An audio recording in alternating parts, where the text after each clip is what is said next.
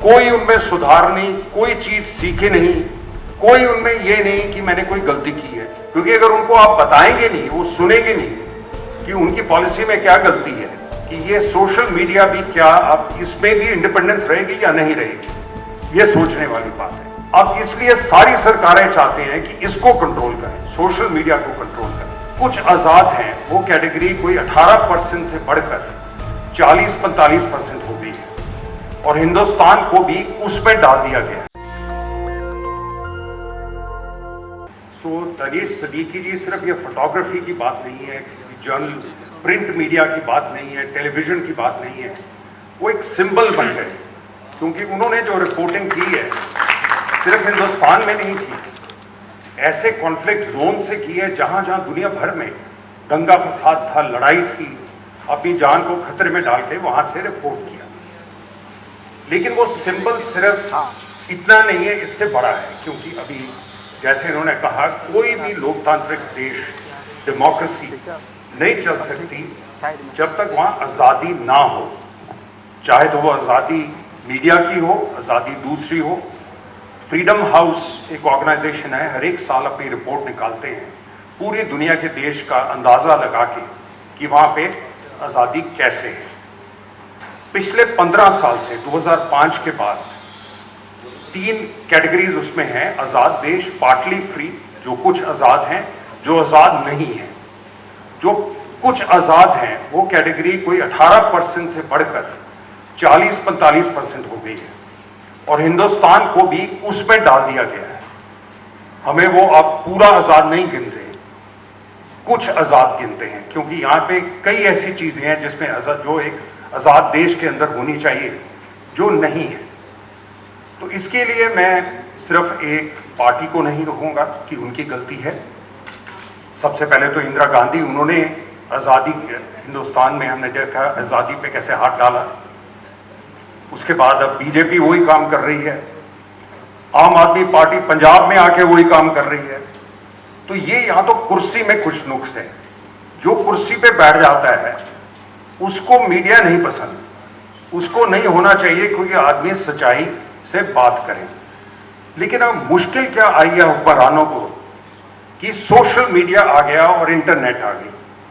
अगर आपने देखा होगा 2011 में जब अरब कंट्रीज में गद्दाफी को निकाला, ट्यूनीशिया से निकाला, इजिप्ट में मुबारक को निकाला, तो वहां की जो इंटेलिजेंस एजेंसीज थी उन्होंने ये तरीका पूरा बनाया हुआ था, जैसे यहां भी बनाया कि लिस्ट बना लो कौन आदमी हमारे साथ हैं, वो बना लो कौन शरारत कर सकते हैं, अगर शरारत शुरू होगी तो इनको पकड़ लेंगे।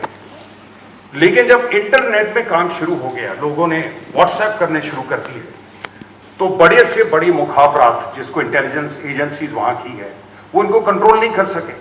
अगर एकदम 10,000 आदमी स्ट्रीट पे आ जाएगा, किसी भी देश की इंटेलिजेंस एजेंसी उसको कंट्रोल नहीं कर सकती और वो एक तरह से स्ट्रीट से स्ट्रीट पावर ऊपर आके एक हुक्मरान को कंपेल करेगी कि आप गद्दी छोड़ो। अब इसलिए सारी सरकारें चाहते हैं कि इसको कंट्रोल करें, सोशल मीडिया को कंट्रोल करें। अब देखिए अमेरिका में मेटा जो कि फेसबुक को करता है, आपने देखो प्रधानमंत्री गए, कितने गले से मिले जकरबर्ग को कैलिफोर्निया में। कई सालों की बात है क्योंकि बीजेपी ने बहुत पहले तय कर लिया था कि ये नया मीडिया जो है ये इसको इस्तेमाल करके हम अपना जो भी मैसेज है आगे बढ़ाएं। अभी एक विसल ब्लोअर की रिपोर्ट आई है पीछे कुछ दिनों में, जिसमें उन्होंने कहा है कि हिंदुस्तान में हमारी इंटरनल रिपोर्ट्स हैं फेसबुक की कि अगर बीजेपी के खिलाफ या बीजेपी एमपी के खिलाफ अगर वो ऐसी पोस्ट लगाते हैं तो उसको बैन नहीं करेंगे। अगर आप पोस्ट लगाते हैं तो धड़ाधड़ फेसबुक आपको पहले बैन कर देगी, फिर आपका अकाउंट बंद कर देगी। अब ट्विटर देख लीजिए, इलॉन मस्क ने ले लिया, अरबपतियों के पास ट्विटर चला गया। अब वो ट्विटर की क्रेडिबिलिटी क्या रहेगी? उन्होंने कहा नहीं, मैं तो जो ब्लू टिक है उसको बेचूंगा, मैं तो उसको पैसे लूंगा महीने के। तो लोगों ने क्या किया कि वो नए $8 दे के दुनिया भर के जीसस क्राइस्ट का भी अकाउंट खुल गया। क्योंकि वो अगर पैसे दे के आपने अकाउंट खोलना है तो जीसस क्राइस्ट का भी कोई पता करने की जरूरत नहीं कि ये शख्स है भी है कि नहीं है, कि कहां है।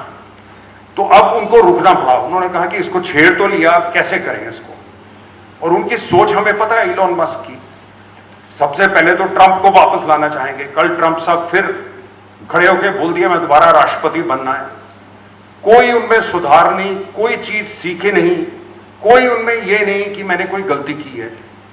सब अंट शंट गलत पलत उसमें वो बोले हैं। कल वो कह रहे हैं सिर्फ आधा इंच समुद्र ऊपर बढ़ेगा अगले 50 साल में, जबकि सारी रिपोर्ट्स कह रही हैं कि अगले 30 साल में 6 इंच बढ़ सकता है। तो उनको कौन चेक करेगा? जो ऐसा आदमी, उसके हाथ में आप मेगाफोन दे दो, और अगर मेगाफोन का जो ओनर है वो भी अरबपति हो, तो फिर जो सोशल मीडिया में भी थोड़ी फ्रीडम आई थी उस पर भी अब असर पड़ने लगा कि ये सोशल मीडिया भी क्या अब इसमें भी इंडिपेंडेंस रहेगी या नहीं रहेगी, ये सोचने वाली बात है। क्योंकि उसके इस्तेमाल से आप उसको इस्तेमाल करके आगे आई है। लेकिन आज मैं आपको बता सकता हूं पंजाब में कोई एक खबर लगा दे आपके खिलाफ, वो 1 घंटे के अंदर अंदर गायब हो जाएगी। क्योंकि एडवर्टाइजमेंट है, आपके पास ताकत है, वो एजेंसीज में आर्टिफिशियल इंटेलिजेंस है और उनको भी पैसा चाहिए एडवर्टाइजिंग का। वो ऐसी आर्टिफिशियल इंटेलिजेंस की लगाएंगे, आपकी जो रिपोर्ट है अगर आप गूगल भी करेंगे वो तो ढूंढने पे मुश्किल से मिलेगी। तो इसलिए ये आज की बात नहीं, ये कल की बात नहीं। थॉमस जेफरसन ने कहा था कि जो दरख्त लिबर्टी का है, ट्री ऑफ लिबर्टी, उसको कुर्बानी खून की चाहिए। बड़े टाइम ये नहीं है कि एक बार आजादी मिल गई उस पर आजादी परमानेंट है। आजादी को खून चाहिए, मार्टर्स चाहिए, वो चलते रहेंगे तो आजादी का जो पेड़ है वो खड़ा रहता है। तो चाहे वो दनीश सदीकी जी जैसे जाके तालिबान के खिलाफ रिपोर्ट कर रहे हैं, क्योंकि दुनिया इंटरकनेक्टेड है। अगर जो तालिबान में जो होगा, मेरे को एक बात याद है, जब मैं एम्बेसडर था अबू धाबी में, एस निहाल सिंह गुजर गए, आप पुराने हिंदुस्तान के सीनियर जर्नलिस्ट थे, खलीज टाइम के एडिटर थे। उन दिनों जो आज विदेश मंत्री हैं शेख अब्दुल्ला, ये इंफॉर्मेशन मिनिस्टर थे, इनके पिता जीवित थे उन दिनों, शेख जायद। तो वो निहाल सिंह क्या करते थे, किसी ना करते करते कभी कभी उन्होंने एडिटोरियल अमेरिकनों के खिलाफ ठोक देना, तो वो अमेरिकन एम्बेसडर शेख अब्दुल्ला को मिलने गया। उनका देखिए आपका खलीज टाइम्स है, वो हमारे खिलाफ एडिटोरियल लगाता है। तो शेख अब्दुल्ला उनको कहने लगे लेकिन देखिए एम्बेसडर साहब, हमारा तो मीडिया फ्री है। अच्छा, वो एम्बेसडर कहता है जी देखिए मजाक ना करिए शेख साहब, हमें पता है कितना फ्री है। तो शेख अब्दुल्ला से कहते हैं चलो जितना भी है मैं उससे कम फ्री नहीं करना चाहता, जितना भी है उतना तो छोड़ दो उसको, कि निहाल सिंह कभी कभी आपको एक आधी टिका दे। तो इसलिए ये डिग्रीज हैं इसमें। हर एक हुक्मरान जो है वो कहते मेरा मीडिया फ्री है, लेकिन फ्री उसे अब तक है कि उंगल किसी और की तरफ रहे, मेरी तरफ ना आए। जब वो आएगी फिर पता चलता है फ्री है कि नहीं है, बर्दाश्त आप करते हैं फ्रीडम के नहीं।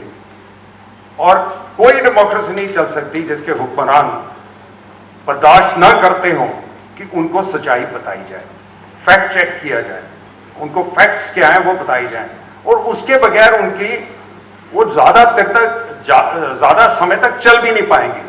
क्योंकि अगर उनको आप बताएंगे नहीं, वो सुनेंगे नहीं कि उनकी पॉलिसी में क्या गलती है, तो वो कैसे बदलेंगे? धक्के से तो आप नहीं जीत सकते, वोटें तो अभी भी डलती हैं।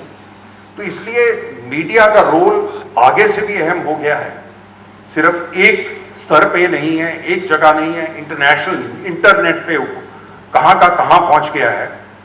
तो ये ये तो शुरुआत एक की है, तो ये चौकन्ना रहना पड़ेगा। ये उसी का एक प्रयास है कि हमें ध्यान रखें, ऐसे लोगों को ऊपर उठाएं, उनकी तरफ ध्यान आकर्षित करें जो मुश्किल समय में भी आजाद आवाज उठाते हैं और सच्चाई बोलने की क्षमता रखते हैं।